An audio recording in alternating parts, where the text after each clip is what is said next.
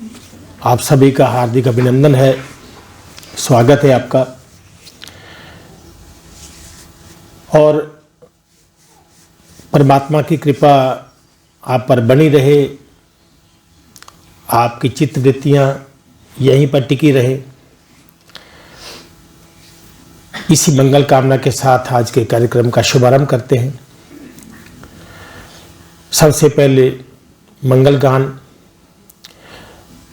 त्वमेव माता च पिता त्वमेव त्वमेव बंधु च सखा त्वमेव त्वमेव विद्या द्रविणं त्वमेव त्वमेव सर्वं मम देव देव त्वमेव सर्वं मम देव देव त्वमेव सर्वं मम देव देव। गुरुर्ब्रह्मा गुरुर्विष्णु गुरुर्देवो महेश्वरा गुरुर्साक्षात् परब्रह्म तस्मै श्री गुरुवे नमः। ओम शांति शांति शांति। परमपिता परमेश्वर की, परमपिता परमेश्वर की, परमपिता परमेश्वर की, सत्य सनातन धर्म की जय। किसी भी ज्ञान को प्राप्त करने के लिए उस ज्ञान के प्रति जिज्ञासा और लगन, इसका होना बहुत जरूरी है।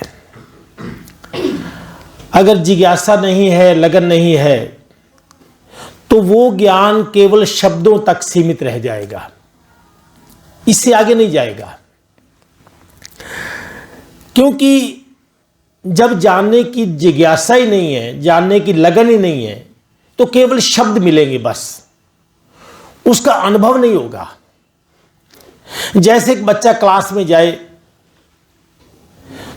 तो पढ़ने का मन ना हो, क्लास में भी है, उसके पास पुस्तकें भी हैं, कापियां भी हैं, पेन भी है, अध्यापक भी है, परंतु उसके अंदर लगन ही नहीं है,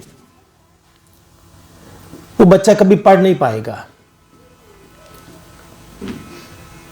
दूसरी बात, जिज्ञासा भी है, लगन भी है, स्वभाव में कठोरता है, स्वभाव के अंदर कठोरता है।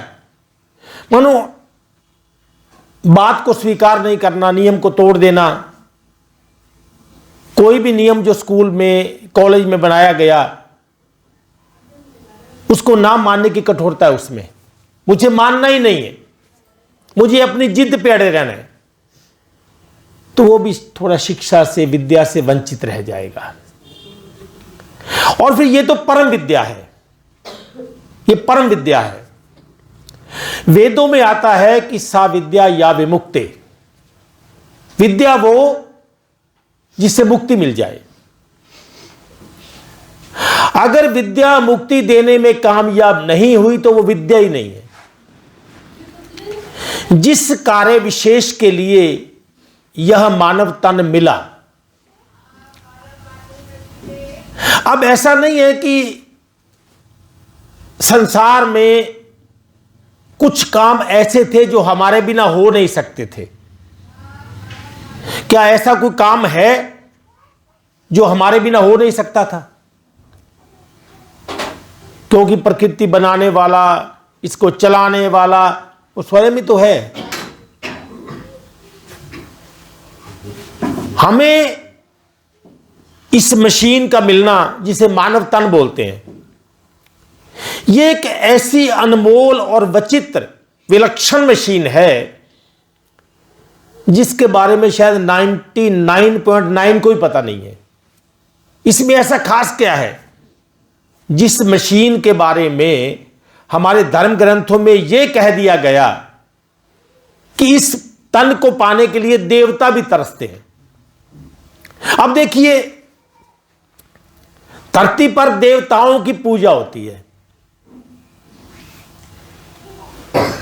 देवताओं की तो क्या कहा, पेड़ पौधों तक की पूजा होती है, पत्थरों तक की पूजा होती है, नदियों तक की पूजा होती है। तो देवता तो उनसे बहुत आगे। तो जिन देवताओं की पूजा का विधान धरती पर है, वो देवता स्वयं इस तन को चाहते हैं। तो ऐसा क्या विशेष है इस तन में जिसके लिए देवता भी फरियाद करते हैं? देवता भी लालायित रहते हैं कि काश हमें यह तन मिल जाए, क्योंकि इस तन में, अब अगर आप 6 दिन का ये हमारा जो कार्यक्रम है इसको सुनेंगे, तब आपको ज्ञान होगा इस तन में ऐसा विशेष है क्या। क्योंकि इसकी विशेषता का पता तब चलेगा जब हम इसके अंदर जाएंगे। तो अब इसके अंदर जाएं कैसे? क्योंकि मेरी जितनी भी इंद्रियां लगी हैं, ज्ञान इंद्रियां या कर्म इंद्रियां बाहर की ओर हैं, सारी वो सारी बाहर देखती हैं। आंख बाहर देखती है, कान बाहर के शब्द सुनता है, बाहर से किसी को छू सकते हैं, बाहर का सामान हम जीभ से लगा के चखते हैं, बाहर की वस्तुओं को सूंघते हैं। सारी इंद्रियां बाहर हैं। और हमारे धर्म ग्रंथ ऐसा बोलते हैं कि अंदर जाओ, अंदर ही शांति है, अंदर ही आनंद है, अंदर ही ज्ञान है, अंदर ही परमात्मा है। अब सारी उम्र सुनते रहो, अंदर ही ज्ञान है, अंदर ही परमात्मा है, और इसी पे ढोलकी बजाते रहो, इसी पे हारमोनियम पे भजन गाते रहो, पर अंदर कभी गया ही नहीं, अंदर का अता पता ही नहीं। फिर चाहे हम रामायण पढ़ते हैं, चाहे महाभारत पढ़ते हैं, चाहे श्रीमद् भगवद गीता पढ़ते हैं, उपनिषद पढ़ते हैं, वेद पढ़ते हैं, पुराण पढ़ते हैं, आप पढ़ते रहो कि 4, 18, 9 पढ़े, खटपड़ खोया मूल, सुरत शब्द चीने बिना जीव पंछी चंडूल। 4 वेद पढ़े, 18 पुराण पढ़े, 9 उपनिषद पढ़े, 4, 18, 9 पढ़े, खट खट मन शास्त्र, शास्त्र भी पढ़े, और इतना पढ़ने के बाद भी अपने मूल का ही पता नहीं है। मेरा मूल, उसका मुझे ज्ञान नहीं हुआ। और ज्ञान कहां पड़ा था? सुरत का शब्द से मिलन, इतना तो ज्ञान था। सुरत शब्द चीने बिना सुरत ने शब्द को पकड़ा ही नहीं। और कितने लोग हैं धरती पर जिनको यह पता है कि सुरत क्या है और शब्द क्या है? सुना है बस, आत्मा भी सुना है, रूह भी सुना है, जीव भी सुना है, नरक भी सुना है, स्वर्ग भी सुना है, परलोक भी सुना है, परमात्मा का घर भी सुना है, देवलोक भी सुना है, परम धाम भी सुना है, सत्य धाम सुना है, पर जानकारी कोई नहीं है, केवल शब्दों तक सीमित बस। तो ये ज्ञान थोड़ी हुआ कोई।